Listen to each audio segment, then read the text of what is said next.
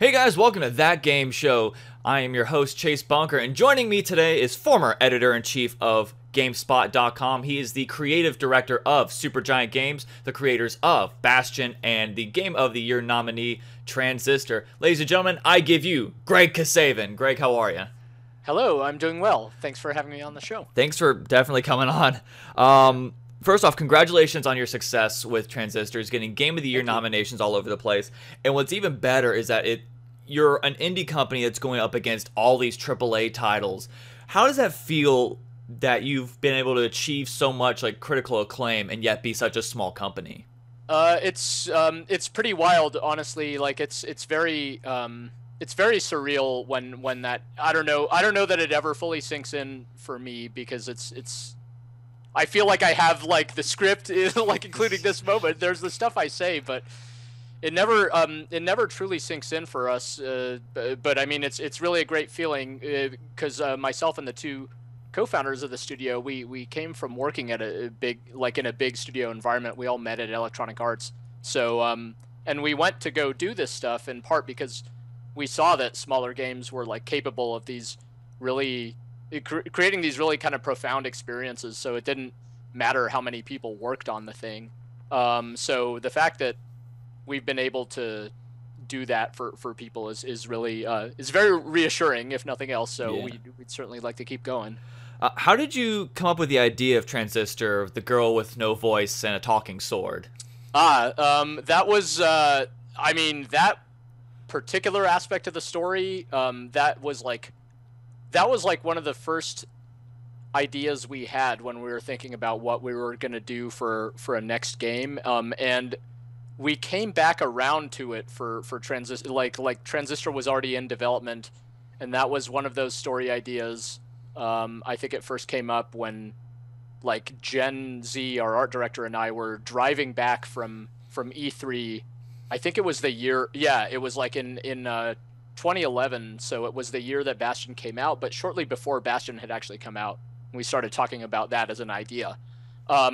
Not like purely as a story idea. We had no conception of Transistor as a game at that point. So, but as a story idea, it was compelling and kind of stuck around. So it's what we ended up pursuing. It just seemed very very rich to explore that kind of partnership between a character reduced to only a voice and a character with no voice at all, and kind of what that meant for them and them developing this kind of almost symbiotic relationship with each other. Spoilers. Yeah. What was probably the biggest difference between making Transistor and making Bastion? Man, it's like it's hard. I think just the the the simple fact that it was our second game like made it already different in a lot of ways. We tried to, as much as possible with Transistor, we kind of went through the same creative process that led to Bastion. We even though Transistor I think has a lot of similarities to Bastion, like it's in the same genre and isometric camera and that sort of stuff, heavily uses voiceover as a storytelling method. Those were decisions we kind of came around to on Transistor, and we didn't just like do those things because they worked for us on Bastion. And on the contrary, I think having made Bastion, we very much wanted to kind of do different things with our second game, even for its own sake, just to see if we could create a game with its own distinct feel. So that was plenty. It was plenty challenging in its own right. I think I kind of naively thought that Transistor would be easier in some ways to make than Bastion because, like, hey, we did this once and we developed all this experience working together as a team and so on. But it turned out to be its own animal for sure. And I think, like, looking back on it, I just realized that if it's not creatively very challenging for us, then it may not be worth pursuing anyway. So there's probably like a default level of difficulty for all this stuff, and it'll never get easier on some level. yeah, like I mentioned before, you're the creative director of Supergiant. What exactly does the creative director do in a game company? What would you say you do here? So what my like the actual things I do include doing all the writing for our games, and like the story development. So coming up with the characters and the settings and so on, and putting all the words into our games. And I also do a whole bunch of level design on both Bastion and Transistor. So I built roughly half the levels in both those games, including just kind of the layout of the level itself, placing the encounters and doing all the scripting and so on. And on Transistor, I also did like all of the I implemented all the hooked up all the audio, so all the voiceover and the music and a lot of the sound effects and stuff like that. So since we are pretty small, we were like 11 people on Transistor. Everybody, there's plenty of work to go around for everybody, really. Yeah, it sounds like you pretty much made the game almost single-handedly. No, that is certainly not true. That is far from the case, yeah. And it's the thing about having a small team when we're 11 people is I could go through person by person and explain how without that person's specific contributions the game simply would not have existed at all. Or if we still made a game without that person, it would just probably be some entirely different thing. One of the Gen Z, our art director who I mentioned before, it's if not for her artwork, I don't know, our games would just have a very different identity, I think. Or Darren Korb, who does our music and sound, his work is such a big part of what our games are. And Logan, who's our voice actor, played the narrator in Bastion and provides the voice of the Transistor in our second game. We wouldn't have even pursued having voiceover in our games, I think, if we didn't know him. So we just I just realized this. The guy that did Transistor, sorry to interrupt, that was so rude. Yeah, the guy that did the voice of the Transistor is the same narrator and yeah, that's right. Mother of God. Yeah, he's we wanted to so Logan is awesome. We wanted to work with him again, and we wanted to create a very different the voice in Transistor is more what Logan sounds like. He's a guy, I don't think he's 30 yet. He's a really young man. Yeah. He's he sounds much older than he is in Bastion, and he doesn't speak with a southern drawl or anything like that.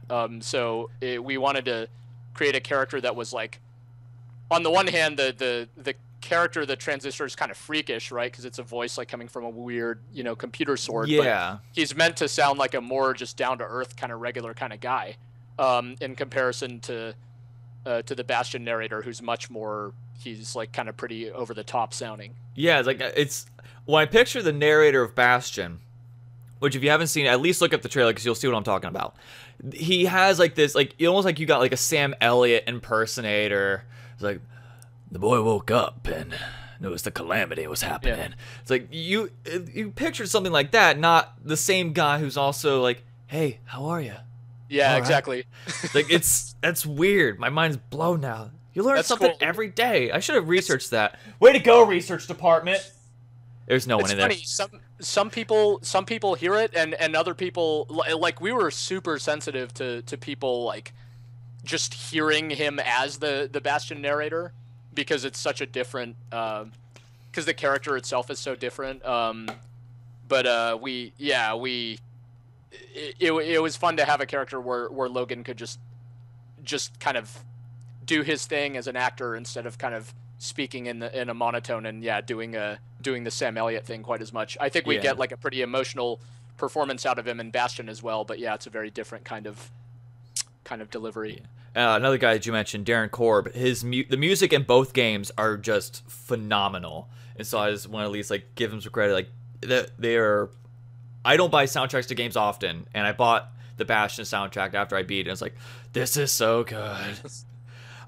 Let's talk about the origin story of Supergiant. You met at, you said it was you and two other people met at EA. How exactly did that come about? Yeah, so we Electronic Arts was my first game development job. You mentioned I was at GameSpot before, so I left GameSpot at the beginning of 2007 to go work at EA in Los Angeles, um, on the Command and Conquer series. So I was working on real-time strategy games, Command and Conquer 3, and then Red Alert 3 after that. And Amir Rao was a level designer on those games, and Gavin Simon was like an AI designer slash engineer on those games, and he was also like the best player on the team. He was like really, he was an extremely skilled game player among his other talents.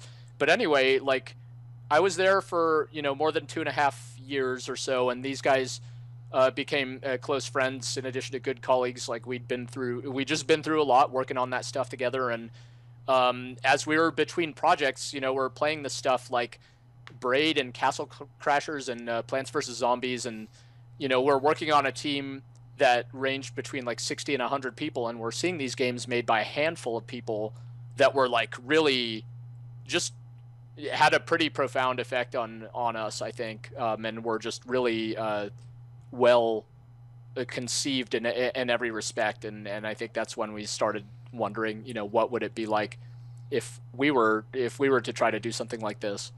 So, long story short, in August of 2009, Amir and Gavin quit. I also quit at that time, and those two moved into a house in San Jose. It was Amir's dad's house, and started working on Bastion. I joined them the following year. I went to go work at 2K Games for about a year, and we basically our paths reunited at that point as Bastion was kind of beginning to go into full production after it had gone through its kind of initial prototyping. So that's the it was just two guys in a house at the beginning.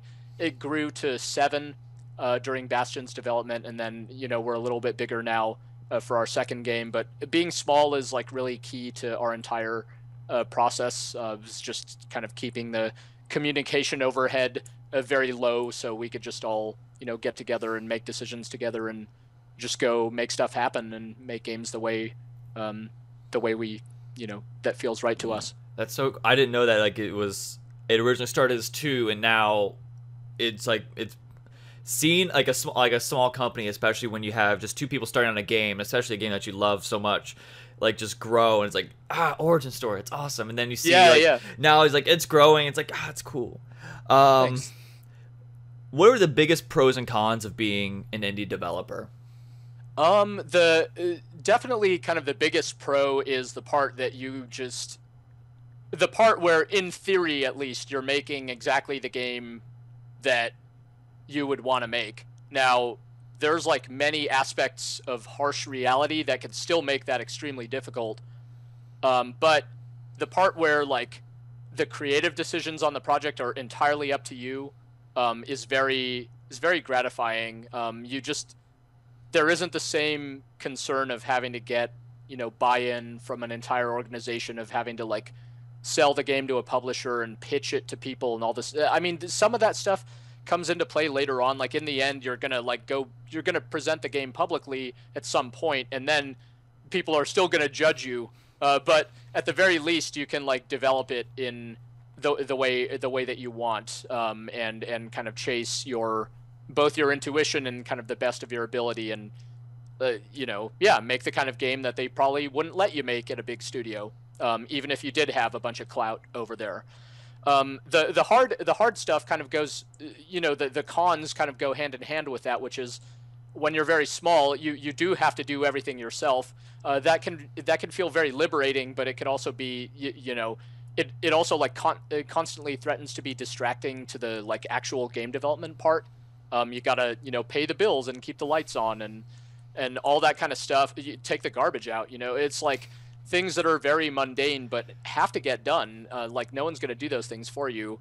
And as a direct result of that, I think there can certainly be like work-life balance issues, which are kind of epidemic throughout the game industry. But I think they can be particularly challenging for smaller developers, where it's like, well, this is your whole life. Like, where do you draw the line? Like, how do you kind of learn to take a step back from this and recharge your batteries a little bit, because if you're just like constantly working around the clock, you're gonna burn yourself out. And you got into making games probably because you really love it and you want to do it for a long time. So if you burn yourself out and don't think, fall out of love with it and can't do it anymore, that would be really bad. So managing all that stuff is tricky, and I think just a nonstop learning experience probably for, I'm sure for just about everybody doing this stuff. When take us through the process. Like, your game is done, it's been released, it's been put out. What do you guys do next? Do you guys like take a month off, or do you like keep hitting like the promotion train, or like what do you guys do exactly once like the game is finished? Yeah, there's definitely a period of like sort of all hands on deck.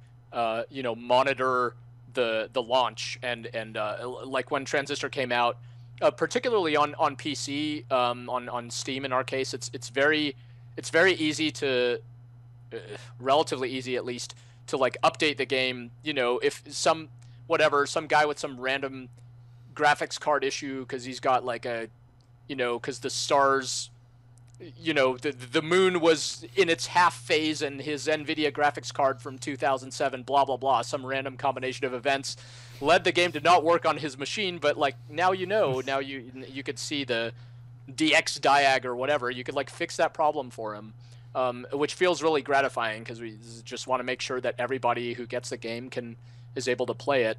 And with PC, with no particular hardware standard, there's just like a certain amount of upkeep that you want to do, is just make sure that everyone's having a good time. It's also true to an extent on console. Like, no matter how much you play test your game, even if you have hundreds of people play it, it's not the same as when you get potentially, thousands or tens of thousands or more people all playing it in a short period of time. So that goes on for like a period of weeks. In the case of Transistor, and then yeah, man, people do start to take a little time to themselves at that point and start to gather their wits.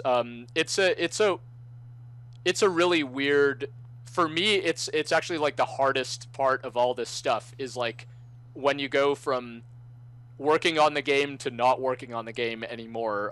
It's very sort of disorienting because the working on it has been such a big part of your life, like for a pretty long time, that it's just this void that's created. And in my case, I got a family, and like I have other things that in theory ought to be more important to me than the game development part. But not working on the game day in and day out and like readjusting to the rest of my life, it definitely takes some time. And we don't really, in our case, like I think a lot of studios, they have several games sort of already planned out. So before they're done with one game, they already know what they want to do next. For us, that's like more of a taboo. Like, we really don't count our chickens before they hatch. We have like zero plans for what we're going to do for a future project before like we're totally done with the thing that we're working on. Because we feel like a lot of what we will want to do will be influenced by like just how we feel in general, both like how our most recent game is done and the response to it and how we're feeling in general. So we don't even like kind of begin to think about what our next thing is until like a decent chunk of time after we're done. Nice. How long does the writing process take for like Bastion and Transistor? It takes the entirety of development, because it doesn't happen. It just doesn't happen. The way we work, it's not just like coming up with a script and saying, the script is done, let's record the whole thing. It happens like in lockstep with the rest of development. So like specifically, we don't do like writing and recording for the levels in the game until like the levels themselves are built and like ready to have voiceover put in them. We still have like the outline for the story, so kind of we know where we're going, but the actual writing is spread out basically over the entire duration, and we're re-recording audio and like iterating on that script down to the final days of the project. we're still like tweaking stuff and trying to get aspects of the performance just right, or adjusting lines here and there. So yeah, that was the case on Bastion, and that was the case on Transistor yet again, where there's just a lot of time. Probably like half the time spent writing is just on like the rewriting, the iterating, rather than, if not more than half the time, honestly. Like the generating the stuff in the first place, I wish sometimes that took up like a larger percentage of the time, but it's a lot of tinkering away at the stuff that's there. Let's flash back to 2007. You were editor-in-chief over at GameSpot, and you made the jump from game reviewer to game creator. What was probably the biggest selling point to yourself that made you go, I want to go make games now? Oh, I mean, I wanted to work on games since I was a little kid. So there was no, it was like a foregone conclusion for me that it was something I wanted to do. Not because I like imagined it to be, like I knew it wasn't going to be like a dream job, quote unquote. Like I knew enough about how game development like really went down to know it probably wasn't going to be like a bed of roses all the time, and that it would have its ups and downs and stuff. And that's been the reality for me for sure. But I fell in love with games, yeah, like basically from my earliest memories, and I got to, but for whatever reason, I took to writing about, like writing about them came more naturally to me and was something I just felt more productive at, felt like I could do. And this was like back in high school or something. That's when I started doing that. And I'd tried like programming and stuff and just got really frustrated, but I could write about them, and I enjoy this. And it seems like there's something here. And I really fell in love with it. Otherwise I wouldn't have done it for like 12 years or whatever. But it was one of those things for me where I kind of woke up one day and the time had flown by, and I'm like, even now it's like I think back to high school and stuff, and it's like I realize that if I never at least tried making games, that I would, like, I knew I would regret it, having done the game writing thing for a while. Yeah. Was there an element in the game making process that once you did it yourself you thought, wow, this is actually really easy, or wow, this is actually really hard? And like, you gave more like the companies like a little bit more slack, or you're like, why do they not do this? It's a simple process. There are a couple, like for the most part, like everything is, I think everything is hard to do well. Like I don't think anything is easy, and so there are certain things for sure, like to give an example of something that I thought would be like easier than it actually has been in my experience. Like when you play a game, there are menus. There's like the main menu, and you go down and you pick options or whatever, and you like adjust the volume or set the difficulty or whatever. And like, you just, as a game player, you're just like, it's got menus, like whatever. Every single game, no matter how good or how bad, has this stuff. And in some of the games I've worked on, the menus have been like incredibly hard to make, and it's like, what? Like literally it's harder to make the stupid menus than to make like the entire campaign and the entire story. And so that was just mind-boggling to me early on, as an example of like, wow, I actually never imagined that this, like, it's still, it's an important aspect of a game, but typically it's not, like, unless it's really exceptional or really terrible, you don't remember the stupid menus.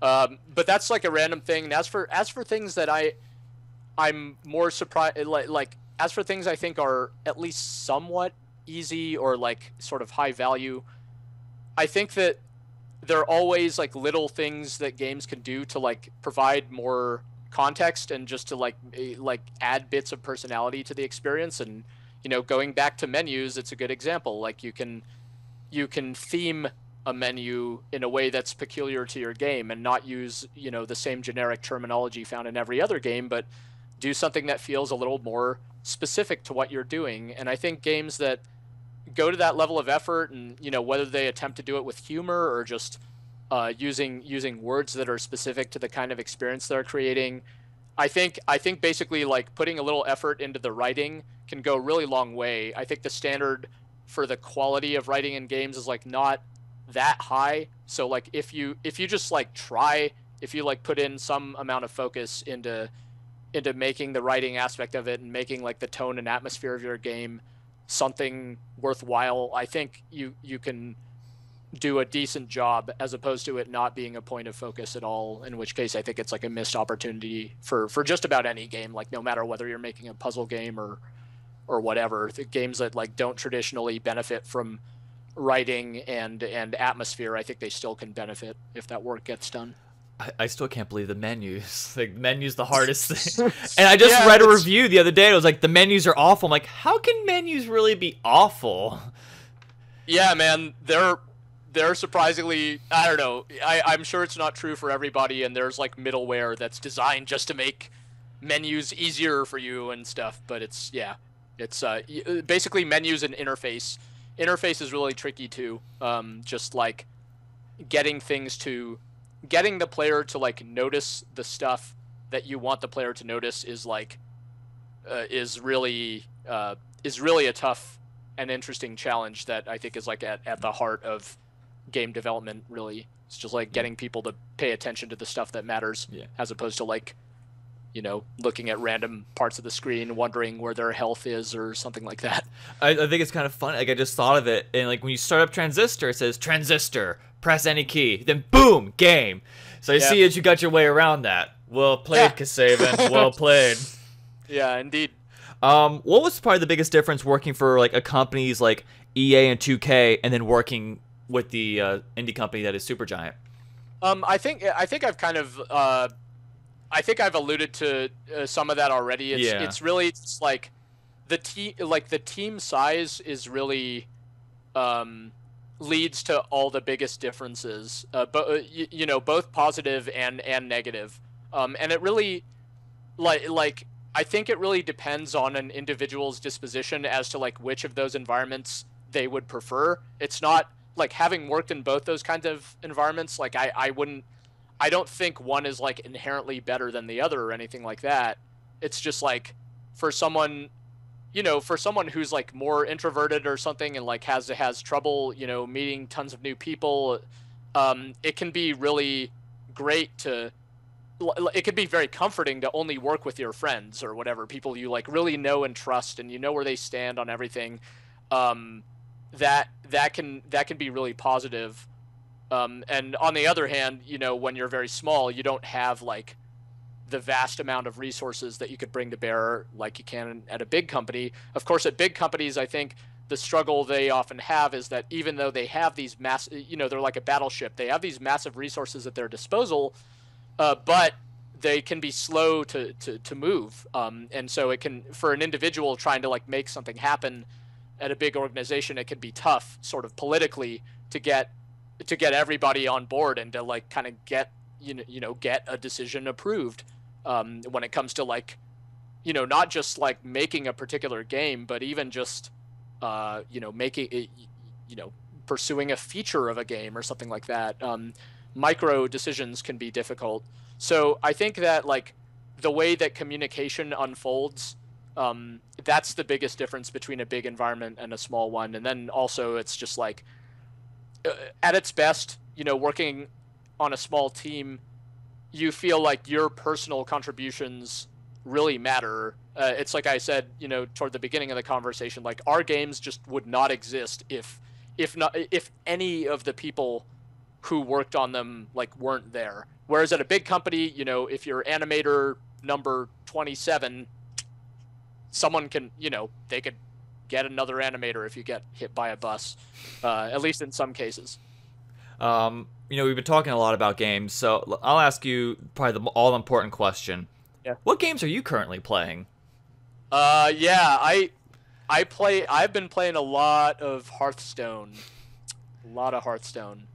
That's been my, it's weird, like I loved, I've always loved fighting games, but I thought I was at a point in my life in recent years where like I was kind of past competitive games, like past the days when I could just spend hours and hours and hours just playing against other people on the internet, and I work on these kind of story-driven games where the endings of these games are really important to us. So they make these relatively like compact experiences where you could play them over a couple of days or a few days and hopefully feel fulfilled at the end of it and move on. It's like not going to dominate your life.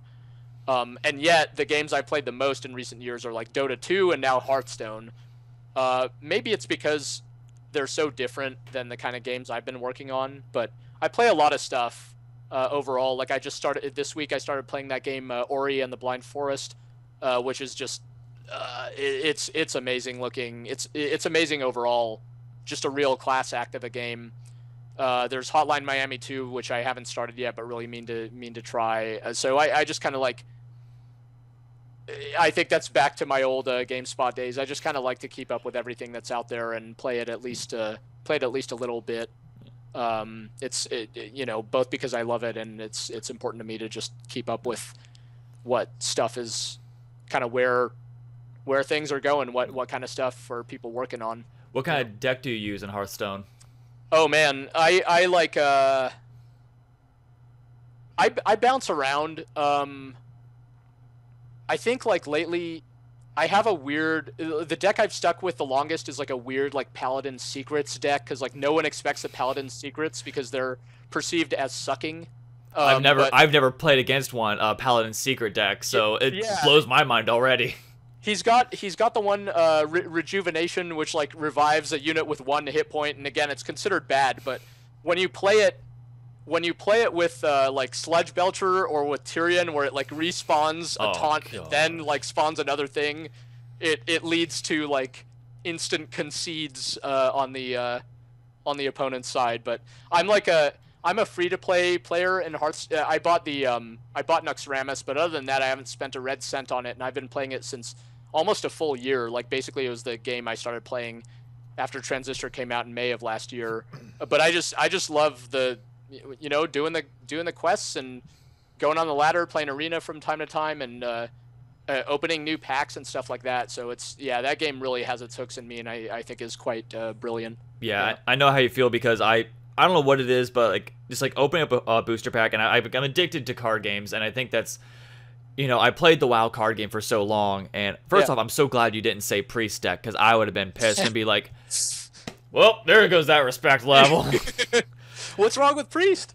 You can't have like a 1-drop, oh, you're going to heal 5 health. Also, I'm going to destroy this guy. It's like, what? Yeah. I mean, at least with like every character has like their own little downfalls. Like Warrior, you pretty much have to like last until like turn 5, and then you probably will win. Mages, they have such like a good wipe, but they really can't do much besides like direct damage. But Priest, it's like, come on. Oh, I have you. Oh, wait, it's on turn 10. Here, let me pop 5 heals and I'm back to full health. It's like, well, there goes that game. Yep. Oh my gosh. Going back to your GameSpot days, looking back, was there a game that you gave either a too high review or too low of a review? I mean, I like for the most part, there's like some stuff that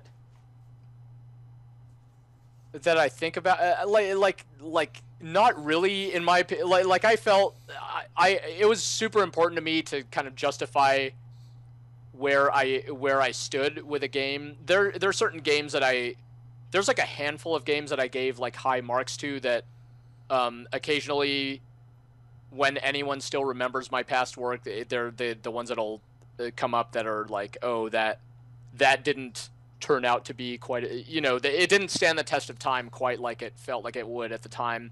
I think the two were like the original Black and White was a game that was like, I like when I look back at that review, I like agree with the content, but the rating was high or whatever. And that game I think like fizzled out. And my memory of it is, I remember like how blown away I was as I was playing it.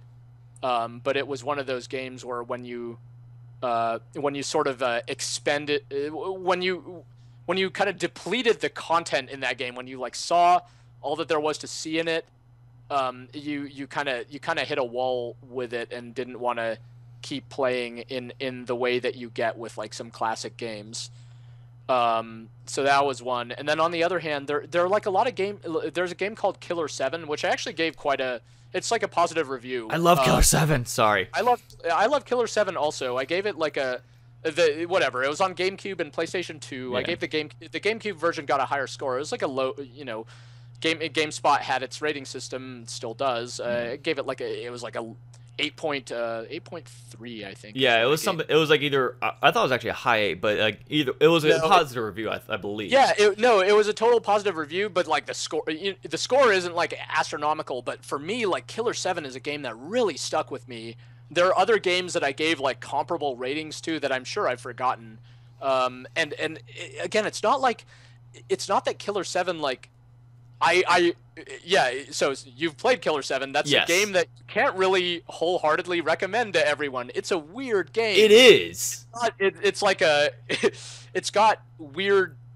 It's like a flawed game. But something about everything in it just works, and that's one of those games where I think if I wasn't reviewing it, I probably wouldn't. It's like long. I don't think I would have played it through all the way. It gets boring in the middle, I thought, and stuff like that. It's just the same stuff over and over. But when you get to I was just blown away by stuff that happened at the end of that game, and it was so worth like going through the journey of it. Yeah. So it sounds like you had a similar experience. Oh yeah, because I think.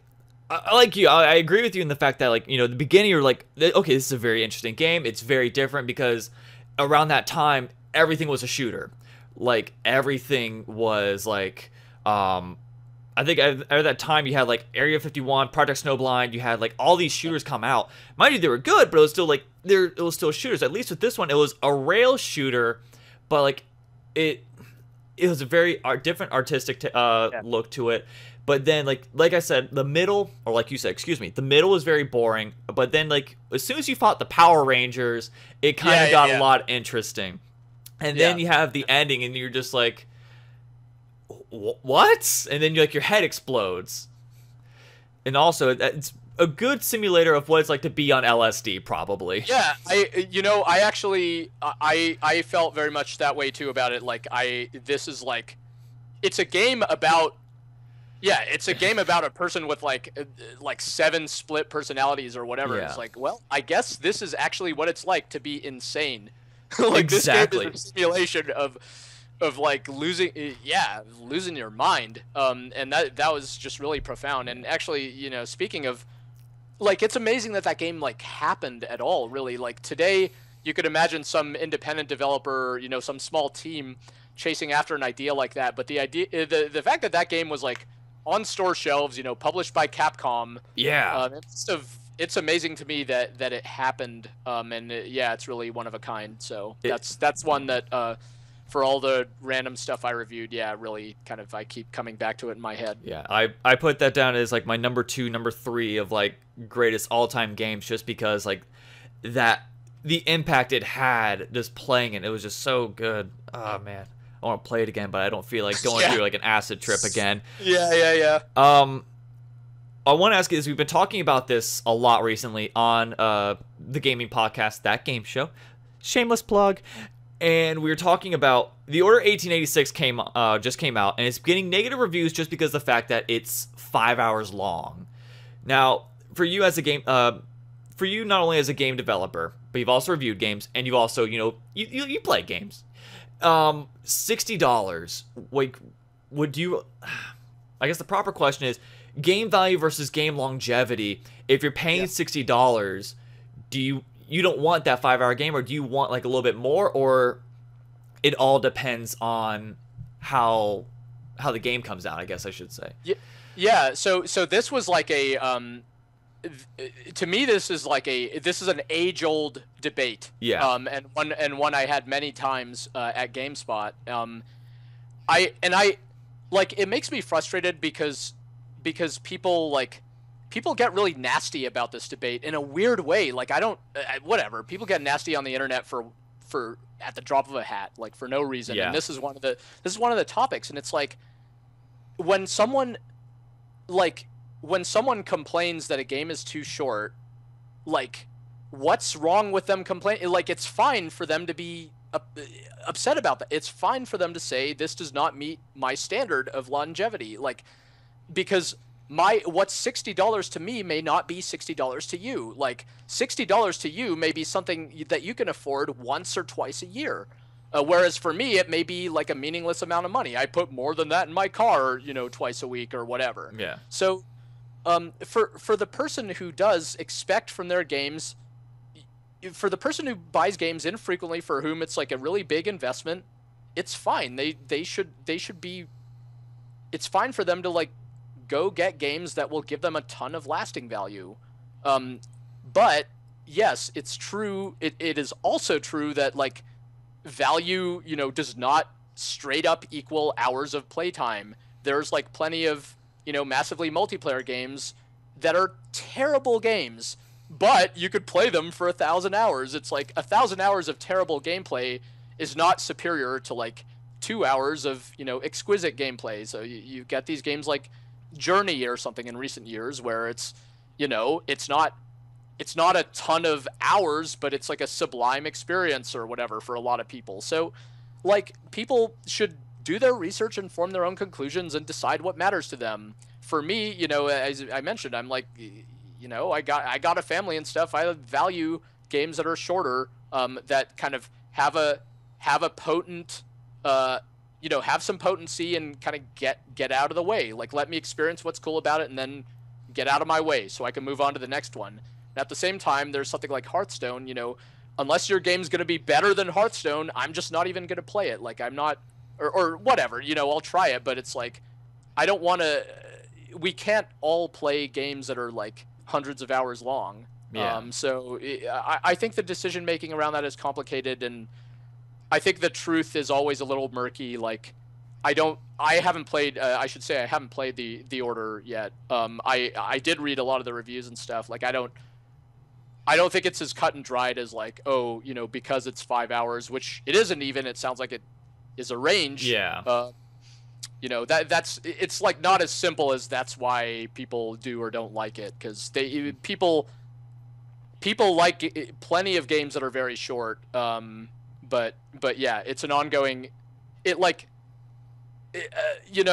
Games as a medium, they're like formless. There's no standard to what they are or can be. It's not the same as like a novel or something where there's like a novella, there's a word for what a short novel is, but once you're past a couple of hundred, there's a certain expectation around the length of a movie or the length of a novel or something like that. Or when you pick up a novel, you actually know precisely how long it's going to be just by looking at it. Yeah. But with a game, you don't know. So I think sometimes people run into these rude surprises because they have certain expectations that aren't met. Yeah. What do you I noticed recently, and like this has happened over the past few years, that indie games have been on the rise. You're seeing a lot more popularity in games and in indie games, and not only that, you're seeing a lot of AAA titles. Like most recently, Assassin's Creed, Battlefield has come out with a lot of those glitched, botched openings. What would you say is also like what's causing the main rise? Is it for indie games? Is it because they're all so good, or is it also because that like AAA is kind of getting diluted? I think the business is changing. I think that's the number one reason. Like if you rewind back to that like 2009 era, what was happening basically for a period of a couple of years or so is like once a week some game studio that had been around for years was like closing and firing everybody. And like those people, they didn't all quit the industry.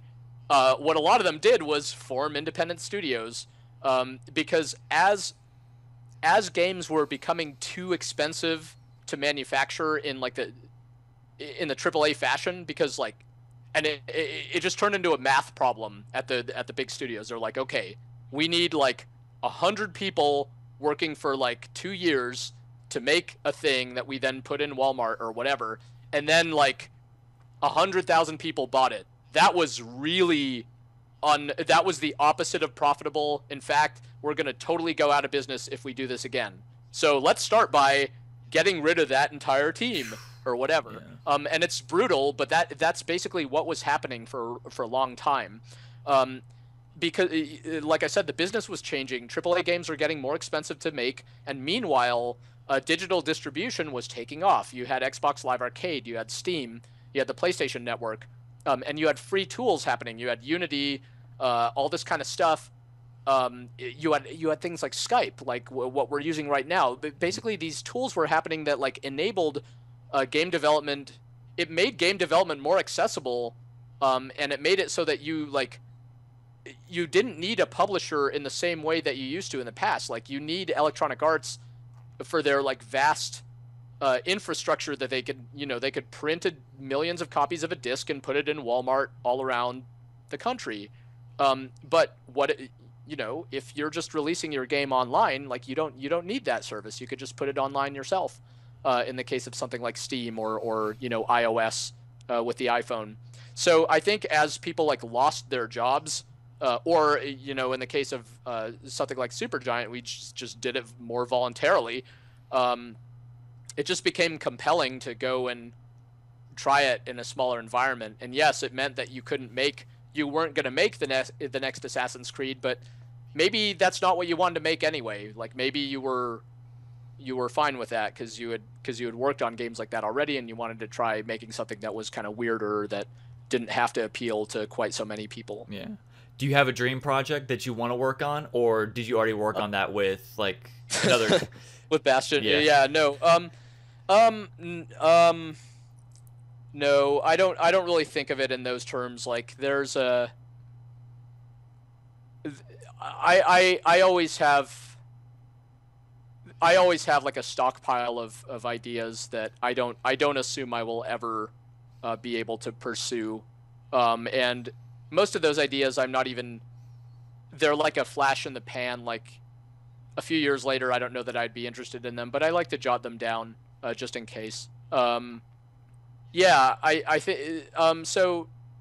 There's a lot of stuff that I would like to do for sure, but those ideas are not necessarily concrete for me. They're not like, I have to make this whatever, a roguelike about a skeleton or something. Like, I don't. Yeah. It's not that specific for me, because I think like the circumstances often dictate the details of a thing.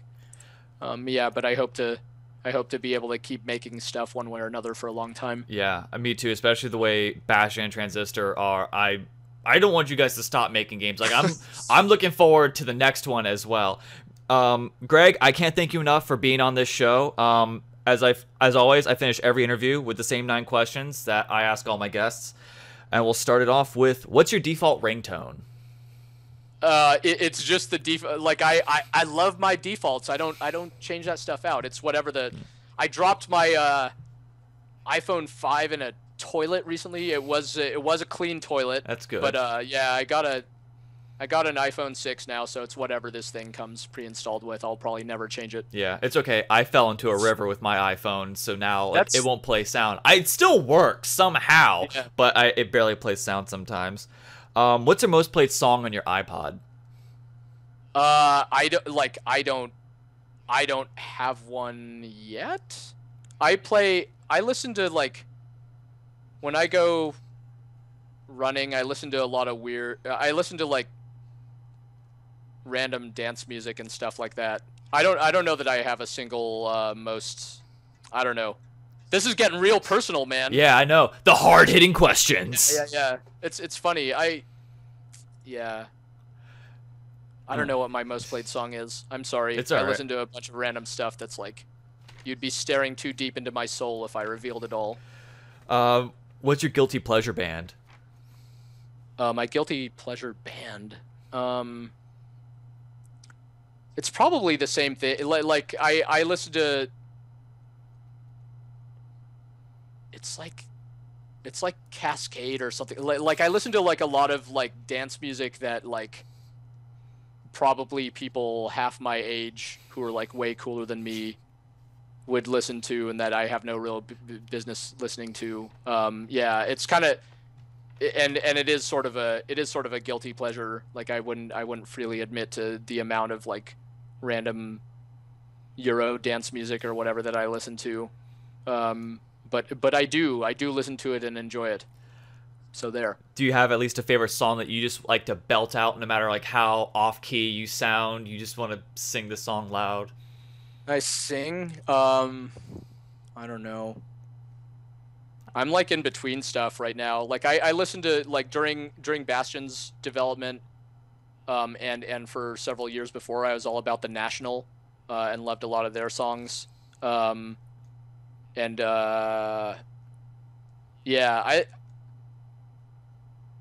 there isn't anything that I come back to. I'm nomadic in my musical tastes. Nice. There's a lot of songs I feel really I like weird like emo music that, like I said, that I should, you know, I still like the stuff I listened to when I was, you know, when I was 20 or something like that.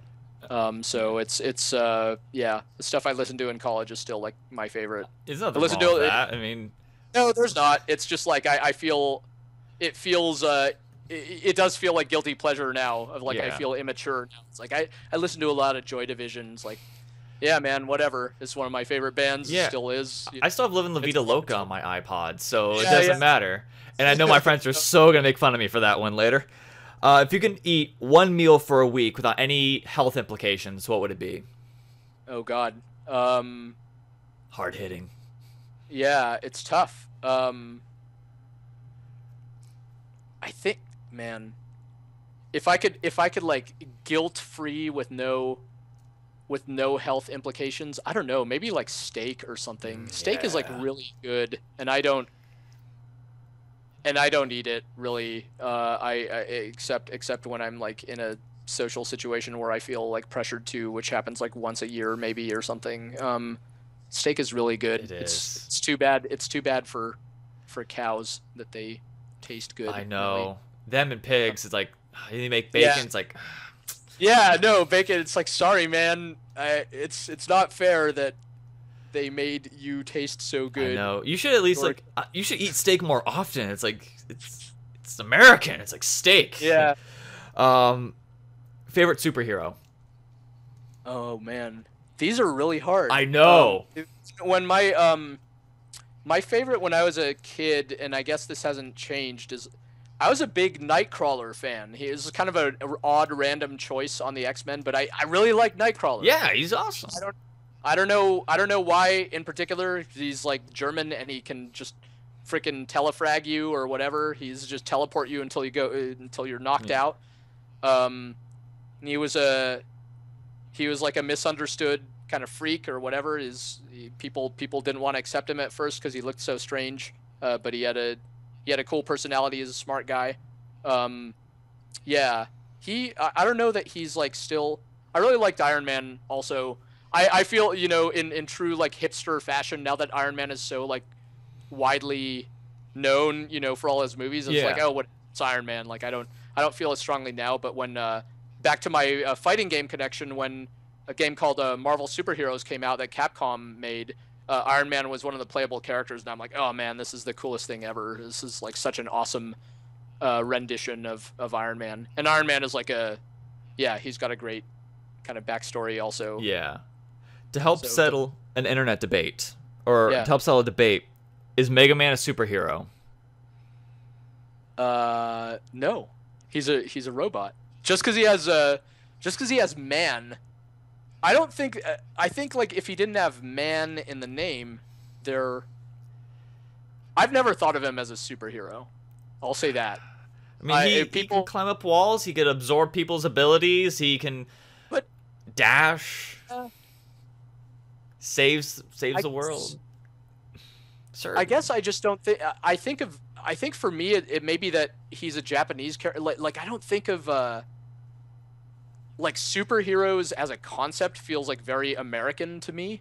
If that makes any sense. Yeah. I don't know that is fair. But I love the whole like sort of the Japanese genre of like manga and stuff like that. But I don't think of like.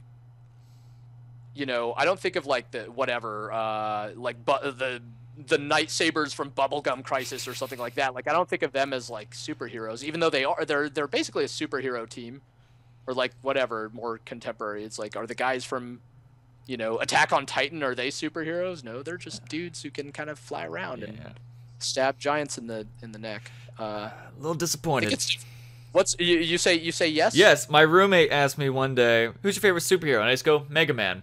I love Megaman. I love especially Megaman X, and Mega Man X is amazing. Yeah. I would just say, like I said, I've never thought of it that way, but this is eye opening. I think it may make me reconsider my views on what a superhero can be. all right. At least I put a thought. Yes, in there. absolutely. It's all about debate. Yeah. Drink of choice, not alcoholic or non-alcoholic. Yeah, I mean these days it's I was born in Moscow. I'm Russian by ethnicity. I'm Russian. Yeah. My drink of choice is probably just black coffee these days. But I like but yeah, in Russian fashion, I like me some vodka. Vodka is good. Yeah. But I have a high tolerance in general. What's funny, like my family is like not like my most recent, but like we have Lithuanian descent, our most recent, and I can't drink vodka. I don't know what it is. It's like I feel like I'm letting down like my heritage. And finally, your favorite internet video. Favorite internet video, man. Again, like it's impossible. The first thing that popped into my head was like the freaking the Daigo like Perry video at Evo. What's it called? It's like the most famous video from the Evo fighting game competition, and I'm blanking on the name of it right now. But it's just like one of the most insane feats of game playing that has been captured on video, taken from a time before it was more common to capture that kind of stuff. But there's a lot of stuff. Obviously, it's impossible to pick one out. Yeah. I was a big fan of like the downfall, the Hitler meme videos that were going around a few years ago. Oh yeah. There's not one in particular that I can single out, but that was like my first exposure to that movie, and I just like, I thought that was just amazing. But yeah, how can someone pick just one video on the internet is my reversal question. Like, I mean, it seems if you'd ask me, I would say Keyboard Cat, but because it's catchy. You know what? Keyboard Cat. Every time I get a new electronic device of any sort, whether it's like a laptop or a phone or whatever, the first thing I do to like verify that it works is I load Keyboard Cat on there. I feel like that is like the proper test that the internet is functioning. Yeah. It's like, can it run Keyboard Cat? Okay, verified. Audio online, video online. You're all set to use the internet the way that it was intended. Exactly. I mean, trust me, there's a bunch of videos I can name from like Power Thirst, any of the awesome series, Tank Man, all these, but Keyboard Cat is one of those that I can click on. It's literally 10 seconds long, and it'll make me smile no matter what. It's so stupid, but whatever. A true internet classic. Yes, exactly. For modern times. Greg, again, thank you very, very much for being on this show. Check out his company, Supergiant, supergiantgames.com. You can find him on Twitter at Kasavin. That is Kasavin. Bastion is available for the Xbox 360 and the PC, and it will be available for the PlayStation 4 and the PS Vita April 7th. It is $14.99 right now. Transistor, available for the PC and the PlayStation 4 right now, $19.99. You can catch him also on Twitch at twitch.tv/kidzombie without the IE, or kid_zom, then B. Also, read his blog over at kasavin.blogspot.com. I read that last night, and I read the first 2 stories, and they were really good, called Truth, Love, and Courage. Also, you can follow us on Twitter at Chase Bunker or that_game_show. Make sure you leave a like. Tell us what you love about Bastion and or Transistor down below. Hey, you know, what do you want them to work on next? Shameless plug. I don't know if they'll even read it. Also, subscribe to us, and you can follow me, like our Facebook page, facebook.com/thatnewshowshow. There's a lot to talk about. Oh my goodness. And I think I covered it all. Ladies and gentlemen, I give you Greg Kasavin. Greg, thank you very much for being a part of it. Thank you guys very much for watching. And I'll talk to you guys again another time.